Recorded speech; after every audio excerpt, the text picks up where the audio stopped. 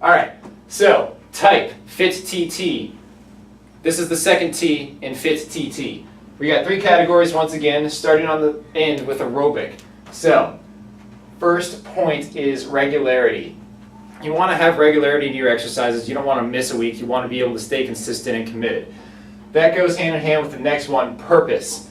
Know why you're exercising. You want to get healthy, or you want to achieve something. You want to be able to run that marathon. Keep that in mind while you do this. Major muscle groups. Okay, this kind of gets more into the actual idea behind it all. Know what muscles you're trying to exercise. If you're training for, some kind of a push-up competition, you're going to be doing your chest and your triceps. If you're doing something like running, just run. And then getting on with continuation. It's kind of like the same thing as these.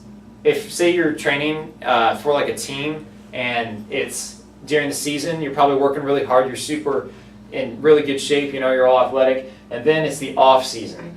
You're ready to get fat. Continuation is when you don't do that and you stay in good shape and you keep it up.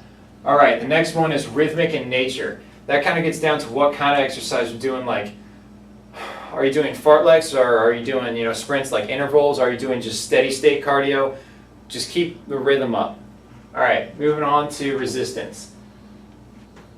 When I say all groups up here, I mean you need to do all your major muscle groups. You want to work all of them out. And the way that you want to do that is you want to start with multi-joint muscle groups, so like big compound movements, bench, squat, deadlift, all that stuff. And those, especially movements, are good that target the agonist and the antagonist muscles. And then what you want to do is, after that, you can move on to your single joint movements, like curls or tricep extensions, things like that.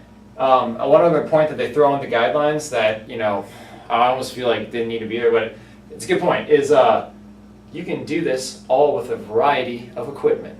All right, so moving on to flexibility. You should also stretch all of your major muscle groups, just like how you work out all of your major muscle groups when you do resistance training.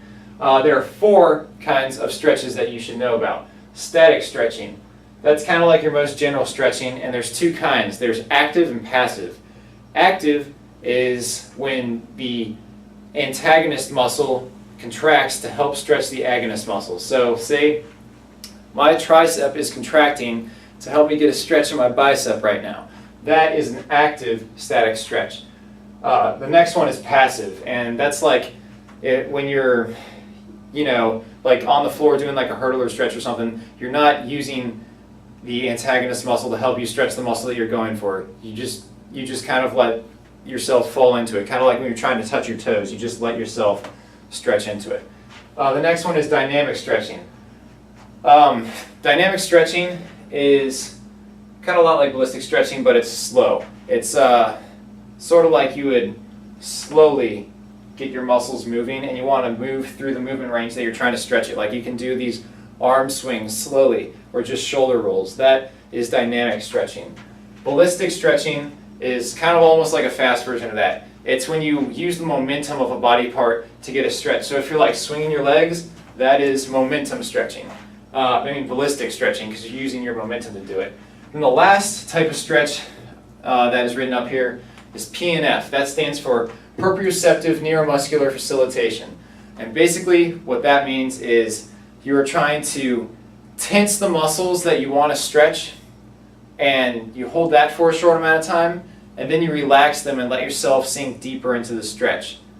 And it's a pretty common thing for people to do with partners.